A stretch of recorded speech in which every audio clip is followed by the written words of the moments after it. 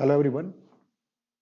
So in this video, we will solve some MCQs, multiple choice question on power systems operation and protection.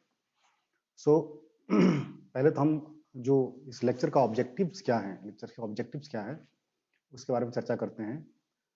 पहला objective यह है to make students aware of MCQs। Actually क्या है कि अभी RGPB ने 5th semester के बच्चों के लिए MCQs क्वेश्चन बेसिस पर, उसके आधार पर ऑनलाइन एग्जाम प्लान किया है, जो कि अभी होने वाला है, 5-10 दिन के अंदर होने वाला है। और नॉर्मली ऐसा मैंने देखा है, मैं पॉलिटेक्निक में पढ़ाता हूँ, तो मैंने ऐसा देखा है कि जो पॉलिटेक्निक के बच्चे होते हैं मोस्टली 10वीं करके आते हैं या 12वीं करके आते हैं और उन्होंने कोई कम्पिटिटिव एग्जाम फाइट नहीं किया होता है, अपियर नहीं हुए होते हैं उनके इसमें, तो उनको MCQs क्वेश्चन को ठीक से करने या फिर उनसे एक्चुअली वो ठीक से फेमिलियर भी नहीं होते हैं कि कैसे MCQ क्वेश्चन करना चाहिए। ठीक है, तो जो पहला ऑब्जेक्टिव है इस वीडियो का वो ये है to make students aware of MCQs। MCQ होता क्या है, इससे अवेयर हो जाएं, फेमिलियर हो जाएं, एक तरह से मॉक होगा, हम कह सकते हैं। इस पहला ऑब्जेक्टिव वीडियो का, इस लेक्चर का यह है कि थोड़ी सी ड्रिलिंग हो MCQ को लेकर। दूसरा जो ऑब्जेक्टिव हमारा वो ये है to provide large number of MCQs at single place for learning and practice. Okay, बहुत सिंपल सी बात है ना, बहुत ज्यादा ऑब्जेक्टिव्स यहाँ पर क्या डिस्कस किया जाए। आप जैसे ही आपको पता चला होगा कि आपका एग्जाम MCQ बेसिस पर ऑनलाइन होने वाला है, फिर आपने क्या है कि तरह तरह जगह जगह से और बहुत सारे सोर्सेज से MCQs कलेक्ट करके उसको पढ़ना शुरू कर दिया होगा। ठीक है, ऑब्वियस सी बात है। ठीक है, लेकिन हमारा इस जो हम लेक्चर आपको प्रोवाइड करने जा रहे हैं, उसमें उद्देश्य ये है कि एक ही जगह पे एक्चुअली क्या है, टोटल जो लेक्चर है हमारा, जो MCQs जो मैंने बना रखे हैं PS UP पे, ये टोटल 6 पार्ट में आपको इसके वीडियो मिलेंगे। अभी मैं पहला पार्ट, ये जो है पहला पार्ट है, 6 पार्ट ऐसे मिलेंगे आपको। 6 पार्ट देखना पड़ेगा, उसको व्यू करना पड़ेगा प्रॉपरली, कम से कम 2-3 बार, ताकि आप एक तरह से, ये करने से क्या होगा कि आप एक तो लर्न भी करेंगे power system, PSOP power system operation protection को लर्न भी करेंगे ऑब्जेक्टिव क्वेश्चन सॉल्व कर करके, जो कि प्राइम मोटो होना भी चाहिए, लर्निंग की प्राइम मोटो होना चाहिए। और थोड़ी सी आपकी प्रैक्टिस भी होगी, जो एग्जाम आप अपियर होने वाले हैं 5th सेमेस्टर के PSOP सब्जेक्ट के लिए।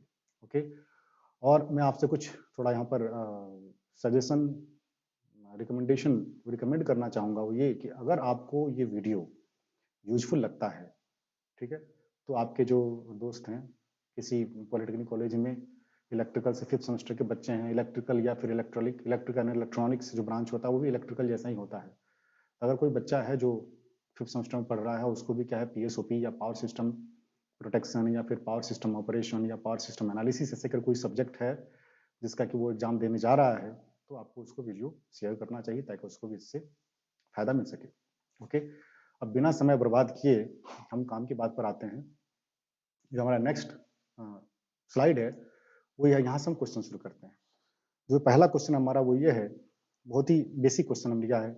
हम क्या पहले थोड़ा सा बेसिक क्वेश्चन कर लेते हैं, उसके बाद से धीरे धीरे इस बेसिक क्वेश्चन के थ्रू आप ट्यून्ड हो जाएंगे, PSOP को लेकर के, पावर सिस्टम को लेकर के ट्यून्ड हो जाएंगे, आपका माइंड ट्यून्ड हो जाएगा। और फिर धीरे धीरे क्या है कि हम सब्जेक्ट के जो अच्छे क्वेश्चन है, जो आपके बिल्कुल आपका जो सिलेबस है करेक्टली उसको ध्यान में रख करके मैंने बना रखा है, उस पर हम चलेंगे। ठीक है, तो जो पहला क्वेश्चन है, पहला क्वेश्चन क्या है हमारा, इन स्टार कनेक्टेड सिस्टम,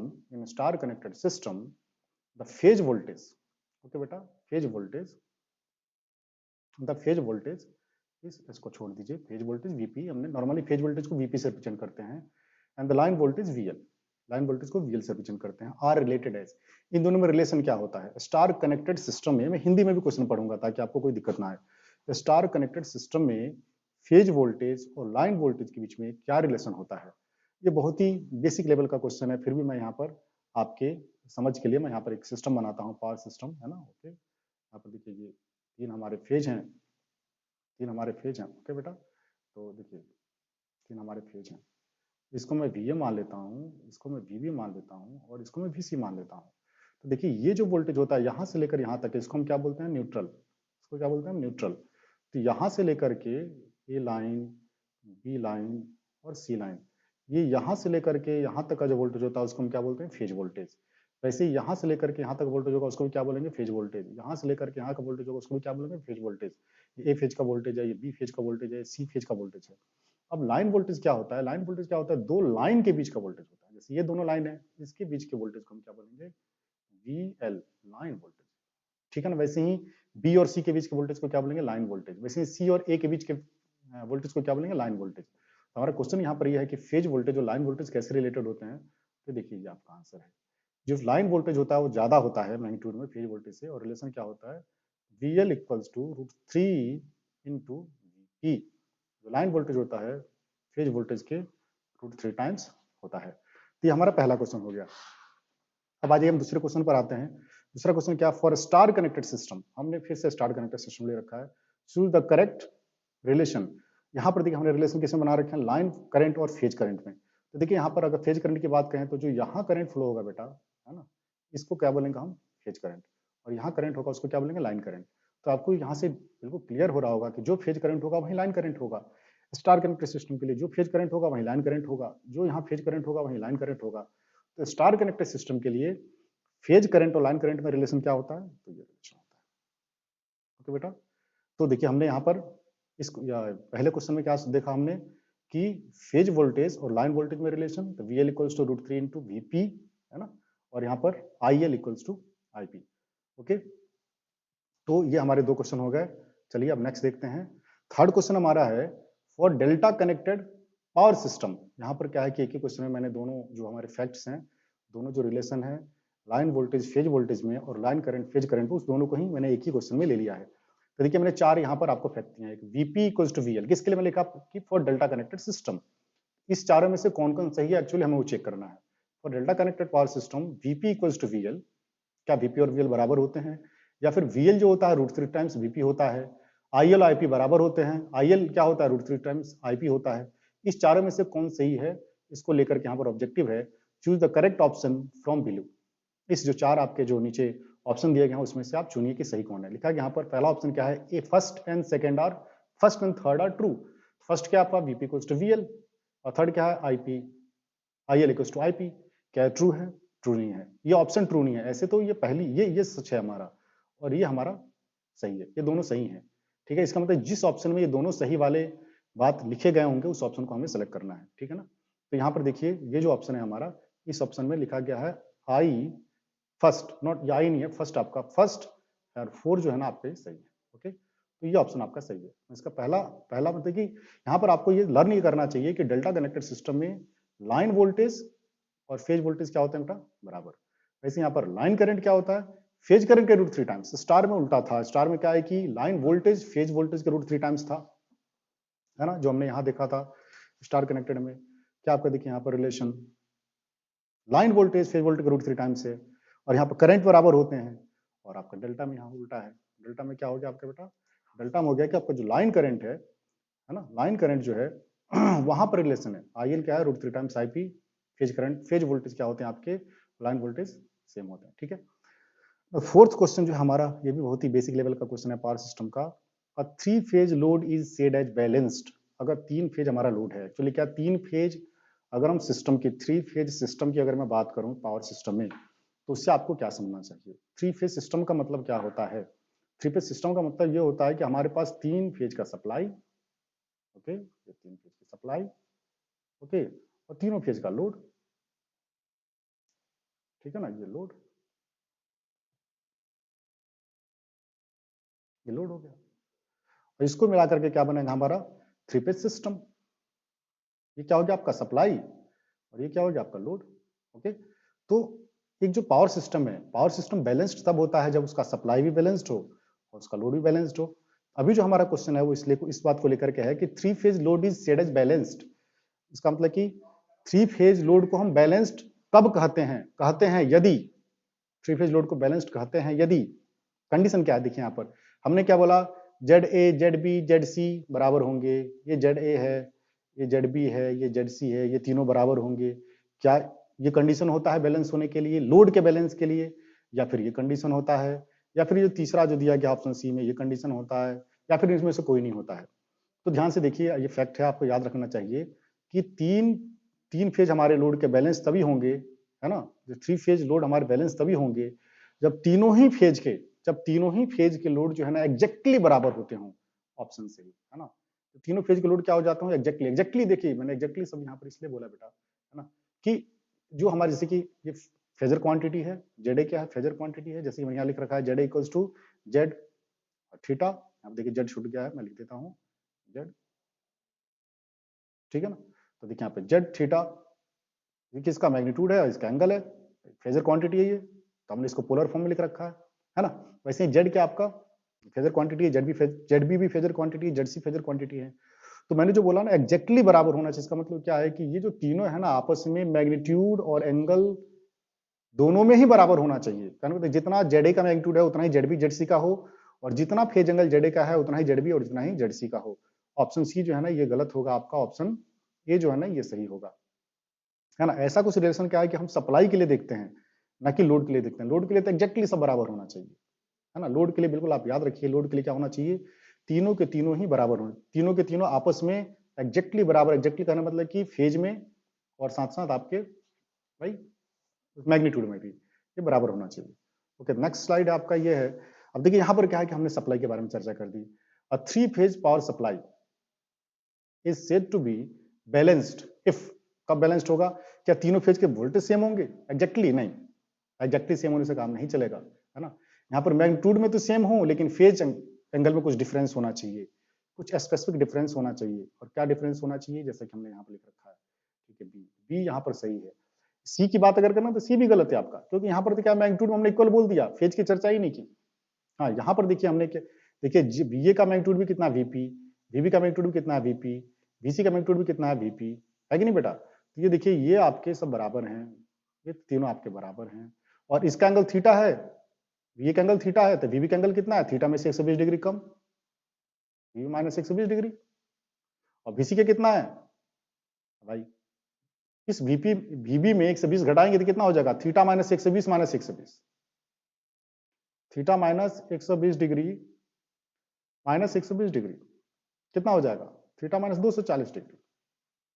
इसका मतलब क्या है कि वीपी अगर आपका यहां पर है, वी आपका यहां है, तो वीबी हो जाए यहां पर और वीसी हो जाए यहाँ पर, है ना। ये एंगल कितना हो 120 डिग्री, ये एंगल कितना हो 120 डिग्री, और ये वाला एंगल कितना हो 120 डिग्री, ठीक है। हाँ तीनों फेज में जरूर इक्वल होना चाहिए। लोड के लिए तो क्या कंडीशन था भाई, फेज और मैग्नीट्यूड दोनों में ही तीनों लोड आपके इक्वल होंगे, तब क्या होगा हमारा जो 3 फेज लोड है ना वो बैलेंस्ड होगा। 3 फेज सप्लाई में क्या है आपका, 3 फेज सप्लाई में क्या है कि जो तीनों फेज के वोल्टेज हैं उनके ये मैग्नीट्यूड सेम हो, लेकिन फेज एंगल सेम नहीं होना चाहिए। फेज एंगल में एक सब रिलेशन होना चाहिए। क्या रिलेशन होना चाहिए आपका, वीए का अगर फेज एंगल थीटा है तो वीबी का क्या होगा, थीटा माइनस 120 डिग्री, और वीसी का क्या होगा, theta minus 120 degree minus 120 degree में theta minus 240 degree. Option B यहाँ पर सही है, आपको इसको अपने दिमाग में रखना चाहिए। जो 6th क्वेश्चन है वो क्या है, complex power for single phase system is represented by, ये तो फैक्ट है ना, फॉर्मूला है, ठीक है ना। इसके डेरिवेशन भी हो सकती है, लेकिन अब इतने शॉर्ट टाइम में इसके डेरिवेशन की हम चर्चा नहीं करेंगे। तो आप क्या है कि इसको याद रखिए, ये संबंध होता है यहाँ पर, complex power equals to voltage, phase का वोल्टेज, फेज का करंट, करंट का क्या करते हैं हम कॉम्प्लेक्स कॉन्जुगेट लिखते हैं, करंट का complex conjugate, phase voltage phase current का कॉम्प्लेक्स कॉन्जुगेट। ओके समझ में आ रहा है, कहने मतलब क्या है, अगर हमारा फेज वोल्टेज कितना है 240 और 0 डिग्री, और आई कितना है हमारा 10 माइनस 45 डिग्री, ओके। तो देखिए पावर कितना हो जाएगा, कॉम्प्लेक्स पावर यहाँ पर हो जाएगा आपका, कॉम्प्लेक्स पावर यहाँ पर हो जाएगा S equals to, sorry S equals to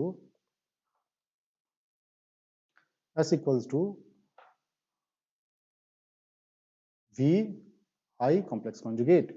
we कितना हमारा 240 डिग्री, 240 0 डिग्री, और आई कितना है भाई 10, और आई का अगर मैं कॉम्प्लेक्स कॉन्जुगेट लूंगा तो क्या लिखूंगा मैं 10 एंगल 45 डिग्री, क्योंकि आई कितना है 10 एंगल माइनस 45। तो कॉम्प्लेक्स कॉन्जुगेट का मतलब क्या होता है कि एंगल आपका भाई, एंगल का साइन चेंज हो जाता है, मैग्नीट्यूड तो उतना ही रहता है, एंगल का साइन हमने चेंज कर दिया, प्लस 45 डिग्री, तो यहाँ पे लिख दिया प्लस 45 डिग्री, ठीक है। क्यों लिखा 45 डिग्री, क्योंकि यहाँ पर हमारा क्या है आई का कॉम्प्लेक्स कॉन्जुगेट लेना है। तो कितना आ गया, ये आ गया 2400 एंगल 45 डिग्री। और इसी को हम लिख लेते हैं ऐसा 2400 cos 45 प्लस जे साइन 45। ठीक है, तो ये और ये मिलाकर क्या हो जाता है आपका एक्टिव पावर, और ये मिलाकर क्या हो जाता है आपका रिएक्टिव पावर। ओके, तो ये तो अलग बात है, फिर इसकी चर्चा हम करेंगे। तो हमारा ऑप्शन क्या है, फर्स्ट ट्रू है, इसको आपको याद रखना चाहिए। ठीक है, अब नेक्स्ट जो आपका क्वेश्चन है, सिंगल फेज के लिए हम एक्टिव पावर की बात कर रहे हैं। सिंगल फेज के लिए एक्टिव पावर की, active power for single phase system is क्या है भाई, पी आई कॉस थीटा। ये तो याद ही है, वी आई थोड़ी होता है, तो ये गलत है, ये गलत है ना। Correct one is complex power for three phase power system. अब देखिए, पहले हमने सिंगल फेज की बात की थी, अब हम थ्री फेज की बात कर रहे हैं। थ्री फेज पावर सिस्टम के लिए कॉम्प्लेक्स पावर का फॉर्मूला क्या होता है। तो देखिए, एक कंफ्यूजन आपको हो सकता है कि भाई सिंगल फेज के लिए क्या हो गया, S equals to line voltage और लाइन करंट का मल्टीप्लीकेशन, लेकिन गलत है। आपका करेक्ट ऑप्शन क्या है, आपका वहां पर फेज का था, यहाँ पे लाइन, ये सोचना गलत है। यहाँ पर करेक्ट ऑप्शन क्या है आपका, बी सी और डी, ये करेक्ट ऑप्शन है। ये जो है ना आपका करेक्ट ऑप्शन नहीं है।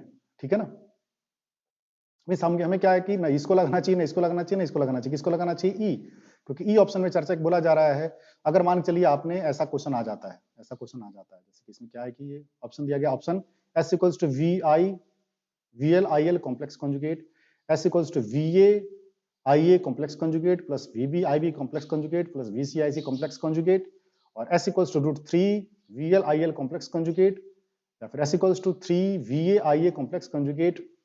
समझ में आ रहा है कि नहीं, S equals to three V P I P complex conjugate.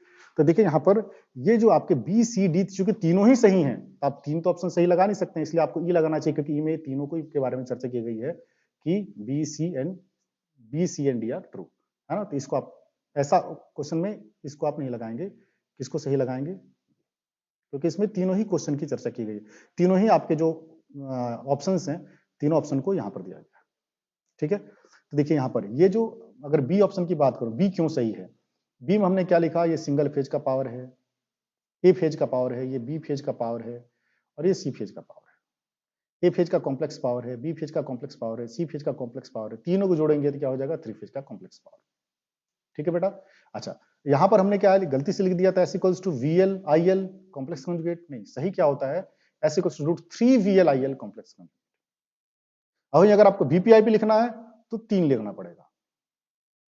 S equals to क्या होता है, एस इक्वल्स टू होता है, बताइए, देखिए, root three V L I L complex conjugate, या फिर three V P I P complex conjugate, ये होता है। ठीक है ना, आप इसको इजीली समझ भी सकते हैं। वीएल क्या होता है भाई, रूट थ्री इंटू वीपी, आई क्या होता है, आईपी, है ना, तो यहां से तो आ नहीं जाएगा, बिल्कुल आ जाएगा। इसको हम क्या लिखेंगे, अगर हमें पता है S equals to root three V L I L cos V L I L, okay, तो देखिए हम क्या लिख सकते हैं, रूट थ्री वीपी लिख सकते हैं कि नहीं बेटा, और लिख सकते हैं आई एल कॉम्प्लेक्स कॉन्जुगेट, कितना हो जाएगा, root three into root three, three V P I P complex conjugate. तो देखिए ऑप्शन जो आपका बी सी डी सही है, क्योंकि हम एक ही ऑब्जेक्टिव क्वेश्चन में तीन तो ऑप्शन सही नहीं लगा सकते हैं ना, इसलिए हम ई लगा रहे हैं जिसमें तीनों ही ऑप्शन की चर्चा की गई है, B C D and are true.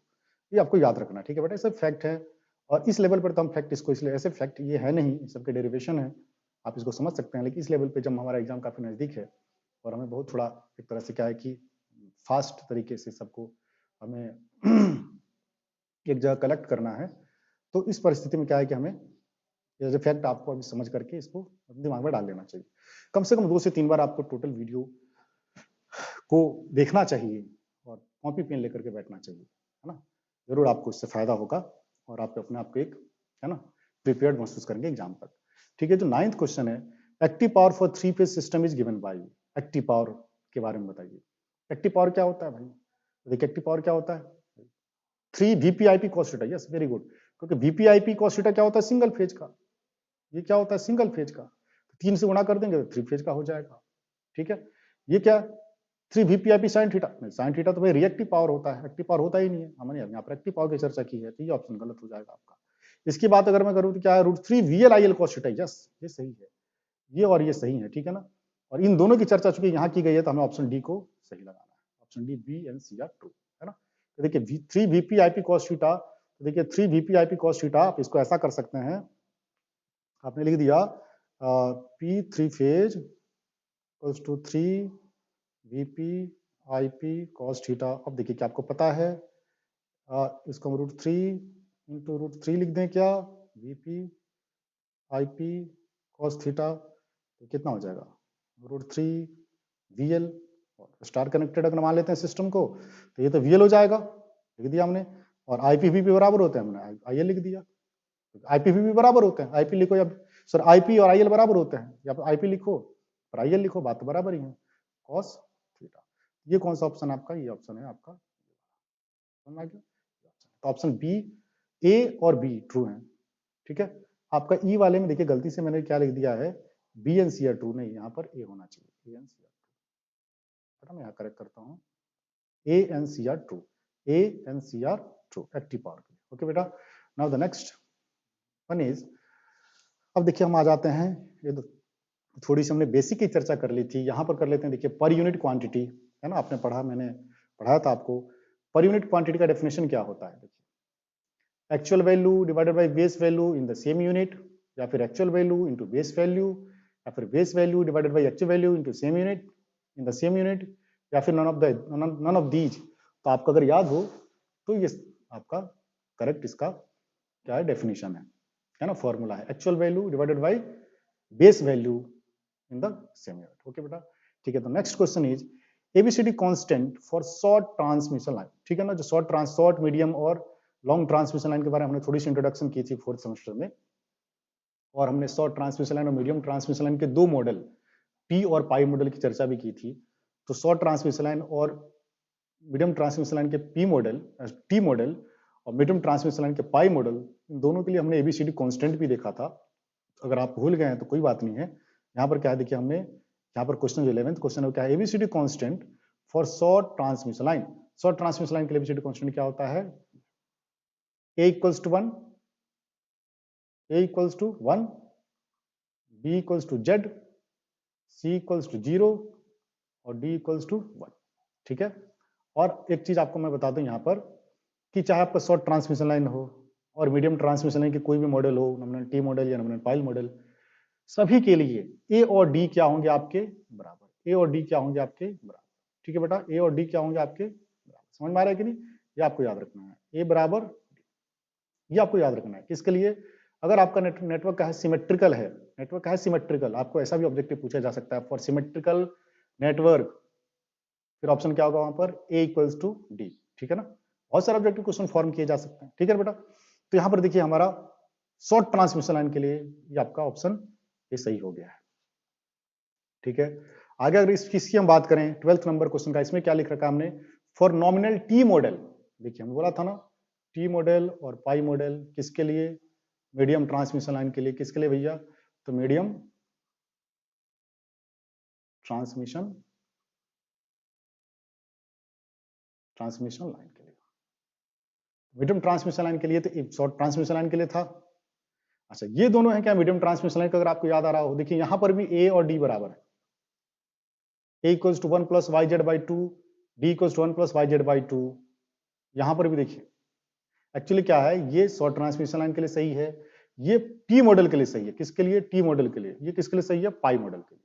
तो हमने टी मॉडल के लिए क्वेश्चन पूछ रखा है, फॉर नॉमिनल टी मॉडल और medium transmission line ABCD constants are, तो क्या होगा ये, a equals to 1 plus Y Z by 2, d equals to 1 plus Y Z by 2, c equals to यहाँ पे क्या होता है y, t के लिए c क्या होता है y, और पाई के लिए b क्या होता है z, ये याद रखना है, पाई के लिए b क्या होता है z।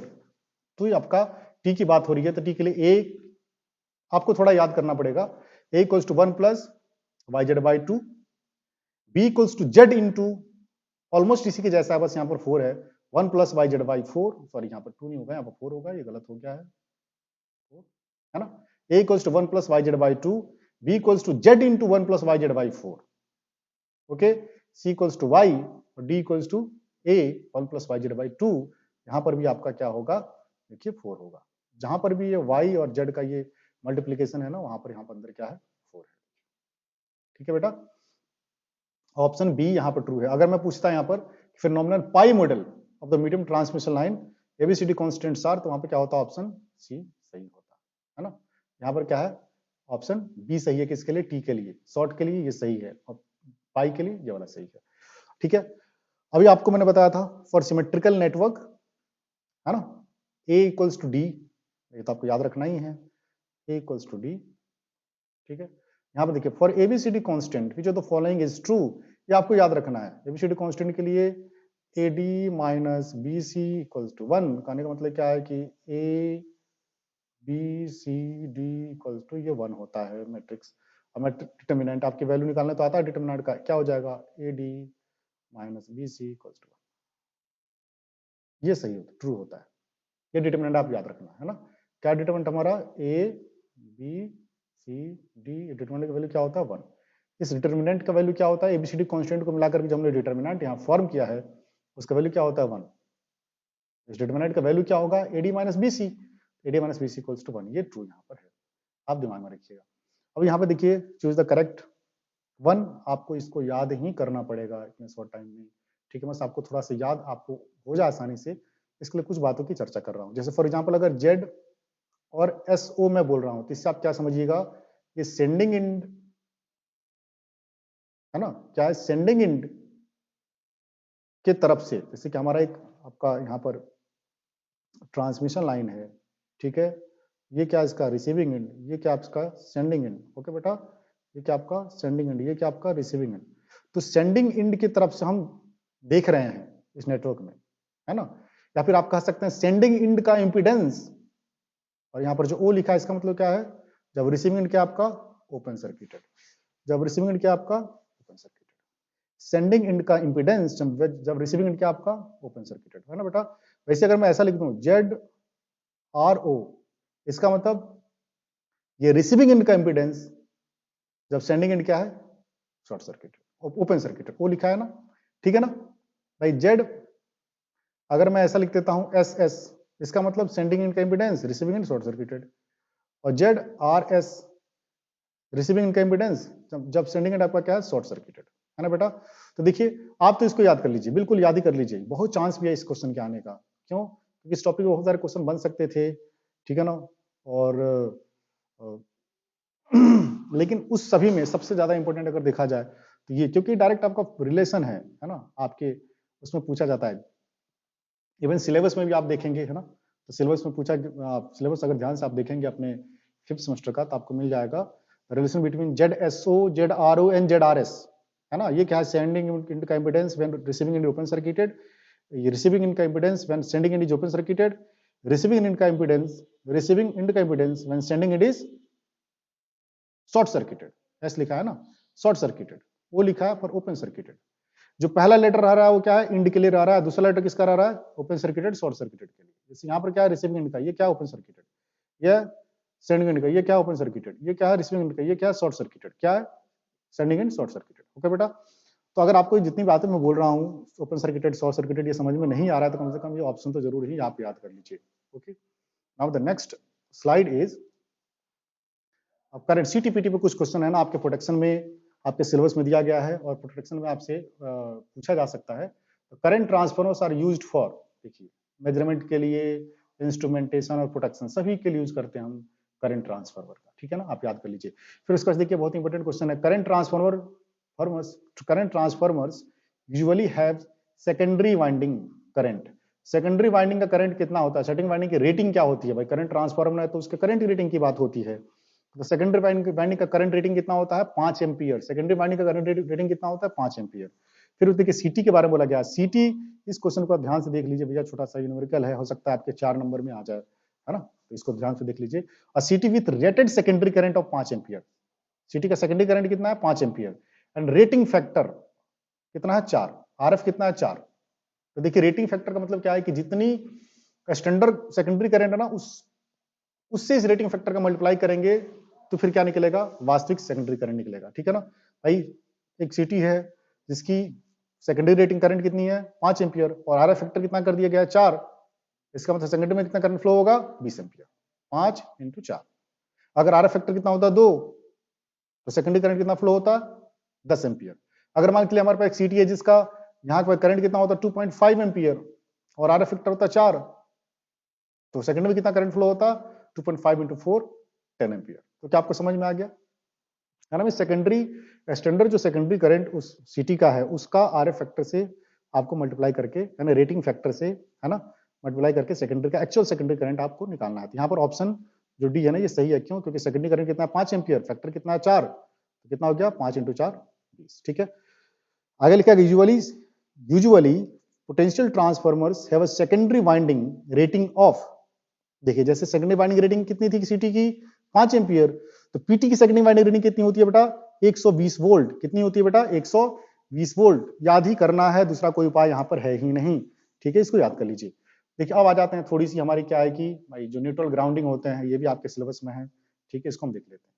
देखिए यहाँ पर क्या है कि the safety of electrical appliances, जो आपके इलेक्ट्रिकल एप्लियंसेस जो होते हैं उपकरण होते हैं एंड वायरिंग, जो वायरिंग होते हैं उनके सेफ्टी के लिए को कैसे इंश्योर किया जाता है, कैसे हम सुनिश्चित हो जाते हैं कि वो सेफ हैं।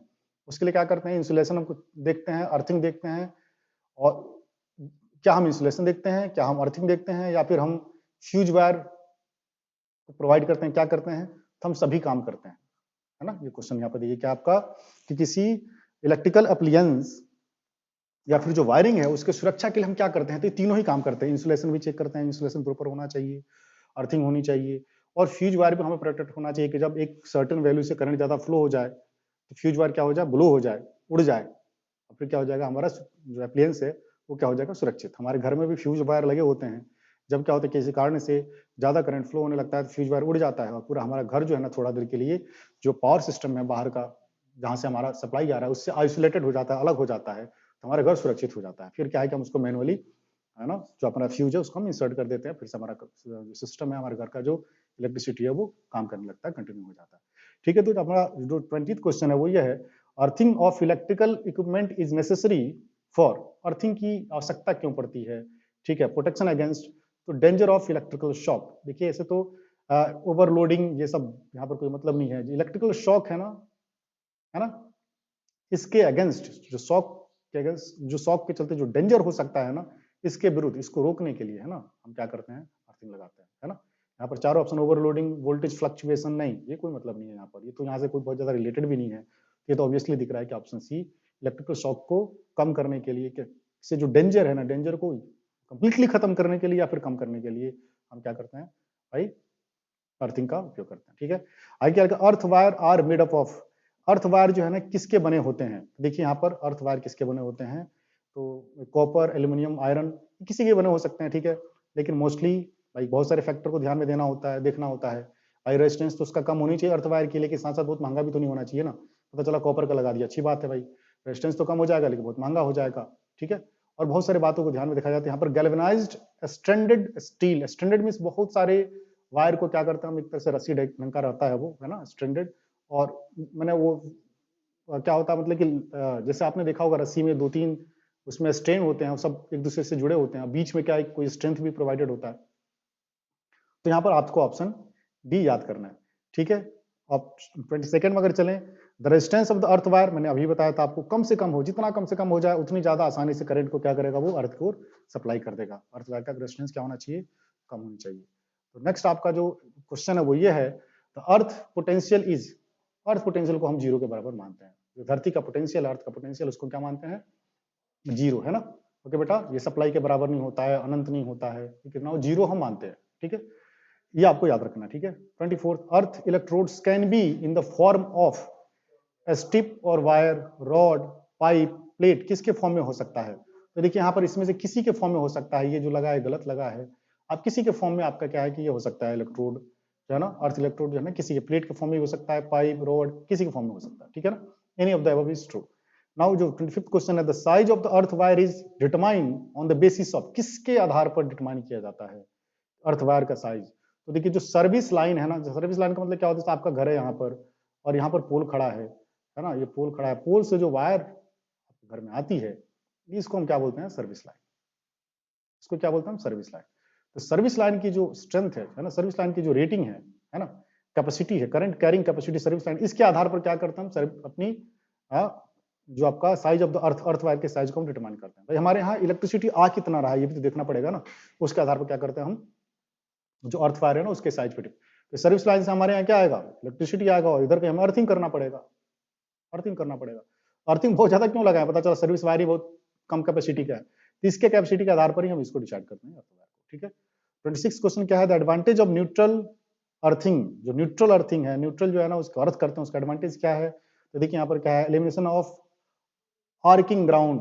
आर्किंग ग्राउंड का मतलब क्या हुआ, यहाँ पर एक आपका सिस्टम है, 3 फेज सिस्टम है, ठीक है, ये 3 फेज सिस्टम है, ये अर्थ है, ठीक है ना, और अर्थ से क्या है कि ये ग्राउंड है, आर्क यहाँ पर प्रोड्यूस हो सकता है, आर्क में चिंगारी प्रोड्यूस हो सकता है कुछ फॉल्ट के परिस्थिति में, खासकर अगर किसी फॉल्ट में ग्राउंड इन्वॉल्व है ना। फॉल्ट की चर्चा करेंगे आगे के है ना टॉप स्लाइड्स में, आगे के जो हमारे जो वीडियोज आएंगे आपको मैं बताऊंगा, प्रोवाइड करूंगा, उसमें हम फॉल्ट की भी चर्चा करेंगे, तो थोड़ी सी आपको वहां पर भी आपको फॉल्ट से आप अवेयर हो जाएंगे, और कम से कम इस एग्जाम के लिए तो आपको फिर आप अपने आप को एक अच्छा महसूस करेंगे। तो यहाँ पर क्या करते हैं, अगर अर्थ फॉल्ट प्रोवाइडेड है, अर्थ फॉल्ट हो गया, फॉल्ट का मतलब क्या है कि पता चला कि नहीं वायर टूट के जमीन में चिपक गया, कैसे भी करके फॉल्ट में क्या हो गया, अर्थ इन्वॉल्व हो गया, ठीक है ना, उस केस में क्या यहाँ से चिंगारी आ सकती है, तो उसको चिंगारी ना आई और आसानी से जमीन में चला जाए, इसलिए यहाँ पर क्या करते हैं, न्यूट्रल को हम ग्राउंड से प्रोवाइड कर देते हैं। तो देखिए यहाँ पर जो है ना ऑप्शन दिए गए हैं, elimination of arcing ground. Arcing ground का मतलब क्या है कि ग्राउंड और अर्थ के बीच में जो चिंगारी उत्पन्न होगी ना, उसको एलिमिनेट करने के लिए, उसको कम करने के लिए हम क्या करते हैं भाई, न्यूट्रल अर्थिंग करते हैं, न्यूट्रल को अर्थ करते हैं, है ना, ठीक है ना। अर्थ फॉल्ट होगा फिर क्या होगी, पता चला अर्थ फॉल्ट होगा तो उसमें अर्थ में करंट फ्लो होगा, अर्थ में करंट फ्लो होगा तो भाई अर्थ में करंट फ्लो होगा, इसका मतलब क्या हुआ, जो अर्थ से जो सिस्टम का न्यूट्रल है वहां से अर्थ में करंट जाना चाहेगा, लेकिन उसके लिए रास्ता नहीं रहेगा, तो रास्ता प्रोवाइड कर देते हैं, आसानी से करंट क्या होता है, फ्लो हो जाता है, फिर सिस्टम हमारा ये पावर सिस्टम है ना, ये भी थोड़ा सा सुरक्षित रहता है। ठीक है ना, तो आपको तो याद रखना है इस बात को, समझ में आ रहा है तो अच्छी बात है, नहीं समझ में आ रहा है तो याद रखना है। ठीक है, नेक्स्ट आपका जो है 27th क्वेश्चन वो ये है, resistance earthing is provided for voltage between. Fact है, रेजिस्टेंस अर्थिंग क्या 3.3 किलो वोल्ट और 11 किलो वोल्ट के सिस्टम के लिए प्रोवाइड करते हैं। 3.3 और 11 किलो वोल्ट के बीच के सिस्टम के लिए रेजिस्टेंस अर्थिंग का प्रोवाइड करते हैं। तरह तरह के अर्थिंग होते हैं, ठीक है, बहुत सारा चीज हम कवर नहीं कर सकते हैं, जो इंपॉर्टेंट है उसको हम कवर कर रहे हैं। ठीक है, ठीक है, उसके बाद से पीटरसन कॉइल, ये भी देख लीजिए, आपका अर्थिंग से रिलेटेड है। पीटरसन कॉइल को क्या करते हैं, grounding of the system neutral. System का जो न्यूट्रल है आपका, ये सिस्टम हो गया, इसका जो न्यूट्रल है, न्यूट्रल को ग्राउंड करते हैं पीटरसन कॉइल से, पीटरसन से ग्राउंड करते हैं। ओके, ये ग्राउंड करते हैं, ठीक है, ये अर्थ सिस्टम का वो हो गया, ये हो गया एक आपका बी फेज, यहाँ पर ये सी फेज। ये न्यूट्रल जो है ना आपका, न्यूट्रल इसको हम पीटरसन कॉइल से ग्राउंड करते हैं। ठीक है, option A is true. Okay, देखिए यहाँ पर क्या है कि जो मैंने आपको टॉपिक एक रिलेशन बताया था ना, A equals to ZSO ZRO ZRS 1/2, याद आ रहा है आपको, मैंने कहाँ बताया था, मैं आपको बता देता हूँ। देखिए ये बताया था मैंने, A equals to ZSO ZSO divided by ZRO minus ZRS power 1/2, ये रिलेशन। तो ये जो है ना, ये जो आपके जो कॉन्स्टेंट्स हैं, ABCD कॉन्स्टेंट्स या तरह तरह के कॉन्स्टेंट्स हैं, इनके बीच में कुछ और भी रिलेशन होते हैं जो थोड़ा सा हमें लास्ट स्लाइड हम देख लेते हैं। देखिए यहाँ पर सबसे पहली बात कि ZSO किसके बराबर है, A/C के बराबर है ZSO। आप चाहे तो मालूम इस सबको ध्यान में रख करके इसको डिराइव भी कर सकते हैं, थोड़ा आप कर लेना, आपको याद हो जाएगा। ZSO का वैल्यू कितना है, ZSO का वैल्यू कितना है, A/C। ZSS का वैल्यू कितना है, B/D। ZRO का वैल्यू कितना है, D/C। ZRS का वैल्यू कितना है, B/A। और ये रिलेशन तो सेम ही है, मैंने स्क्वायर कर दिया दोनों साइड, है ना, ZSO। ठीक है, आप देख लीजिए यहाँ पर, आप आसानी से देख सकते हैं ZSO कितना है, A/C। RO कितना है, D/C। RS कितना है, B/A। ठीक है, तो कितना होगा भाई, ये तो हो जाएगा A/C। ये कितना हो जाएगा, AD minus BC divided by AC, divided by AC। Okay, कितना हो जाएगा, A/C और AD माइनस BC बाई सी, आपको वैल्यू पता है इसका वैल्यू 1 होता है, कितना हो जाएगा A by C, 1 by C cut गया, 1 बाई सी ए, सॉरी यहाँ पर भी ए भी है, ये कितना आ गया आपका ए स्क्वायर। तो आपको देखिए ये जो रिलेशन है किसके बराबर है, ए स्क्वायर बराबर है। यहीं से आपका आ जाता है A equals to Z S O, Z R O, Z R S और 1/2। ओके बेटा, तो ये देखिए हमारा जो पहला पार्ट है, ऐसे 6 पार्ट आपको टोटल मिलेंगे पीएसओपी के एमसीक्यू के लिए। जो पहला पार्ट है वो कंप्लीट होता है। आपको अगर इससे फायदा महसूस हुआ है, लग रहा है कि नहीं आपके लिए फायदेमंद है, तो जरूर आप अपने दोस्तों के बीच में जो अभी घबराए होंगे कि ऑब्जेक्ट कैसे हम इसके प्रिपरेशन करें, कहाँ से करें भाई, जो आपका कन्वेंशनल एग्जाम होता है जिसमें लिखना होता है, तो मोस्टली हमने देखा है कि बच्चे क्या है कि किसी क्वेश्चन से रिलेटेड बहुत सारी बातें लिख देते हैं, उनको मार्क्स भी आ जाते हैं। लेकिन यहाँ पर क्या है कि थोड़ी सी एक्यूरेसी की बात होने लगती है ऑब्जेक्टिव क्वेश्चन में, क्योंकि आपको ऑप्शन दिए गए हैं, आपने सही बनाया तो फुल मार्क्स, नहीं बनाया तो फिर 0 करते हैं। इसलिए थोड़े बच्चों में घबराहट होती है, तरह तरह के बुक सर्च करते हैं। और सबसे बड़ी बात है कि उतने ज्यादा उनको अनुभव ही नहीं होता है कि वो प्रॉपर जगह पहुंच पाए और सही बुक को एक्सेस करें, सही बुक से कलेक्ट कर पाए।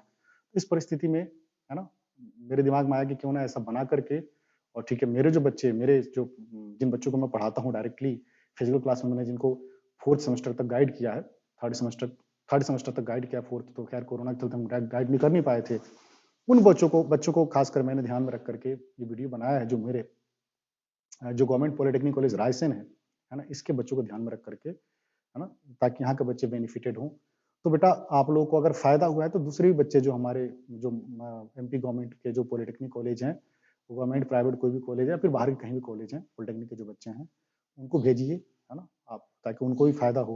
और इसके साथ साथ जो बच्चे अगर किसी कम्पिटिटिव एग्जाम की प्रिपरेशन कर रहे हैं, ठीक है, और पावर सिस्टम अगर उनके सिलेबस में आता है, ठीक है, तो उनके लिए भी फायदेमंद ये है।